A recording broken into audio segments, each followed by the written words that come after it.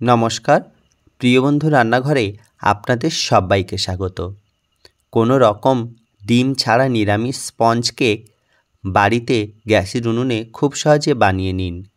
প্রথমবারের চেষ্টায় সফল হবেন, যা বাজারের থেকে কেনা কেকের মতোই পারফেক্ট হবে।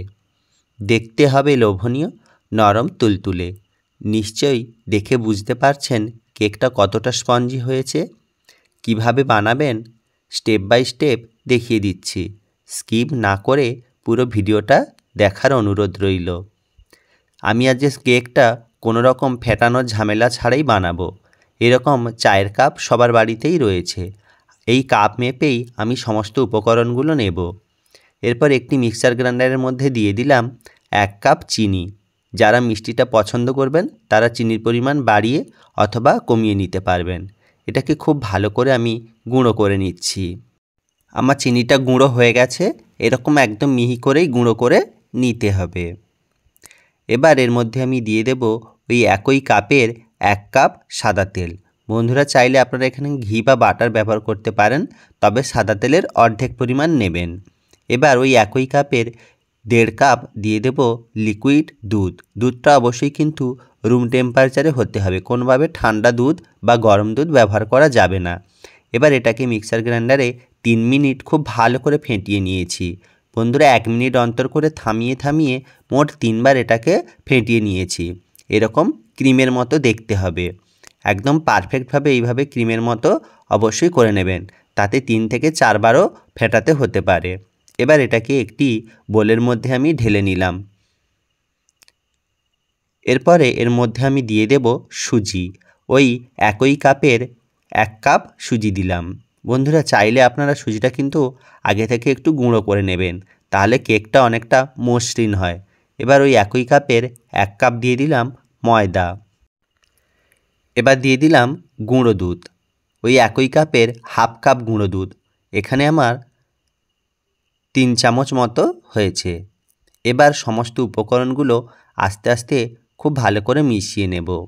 ভালো করে মিশিয়ে নিতে হবে এবং একদম স্মুথ করে ব্যাটারটা প্রস্তুত করে নিতে হবে। কোনোভাবে যাতে দলা দলা অংশ না থাকে, তাহলে কিন্তু কেকটা ফুলবে না। দেখুন এইভাবে আমি খুব ভালো করে মিশিয়ে নিয়েছি এবং 1 থেকে 1.5 মিনিট মতো এটাকে ভালো করে এইভাবে একটু মিশিয়ে নিচ্ছি। দেখুন ব্যাটারটা কতটা স্মুথ হয়েছে। আমার ব্যাটারটা কিন্তু প্রায় প্রস্তুত।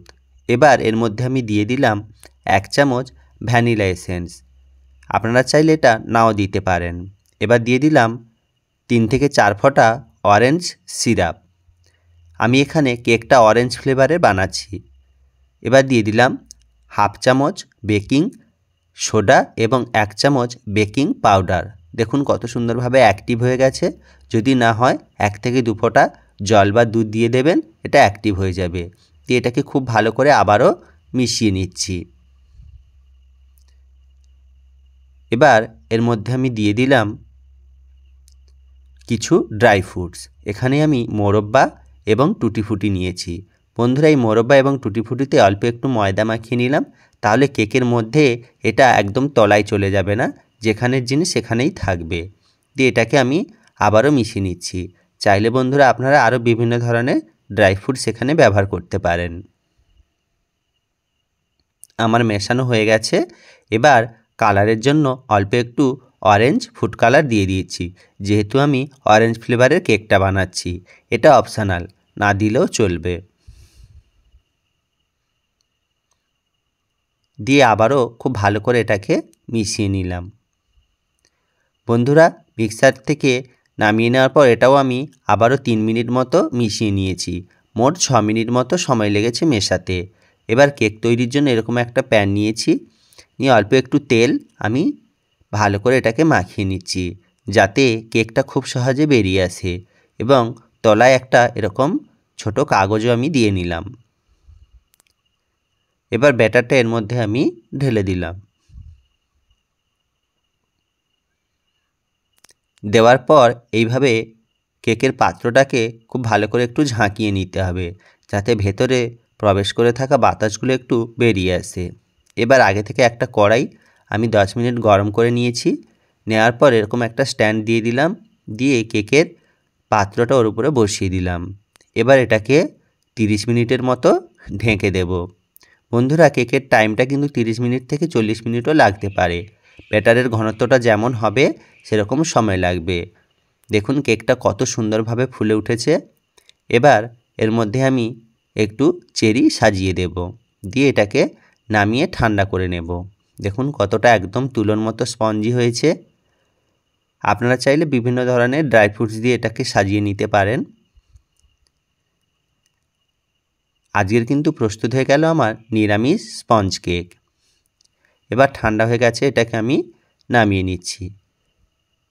দেখুন কত সহজেই কেকটা বেরিয়ে এসেছে, আর পেছন দিক থেকে কতটা সুন্দর লাল হয়েছে।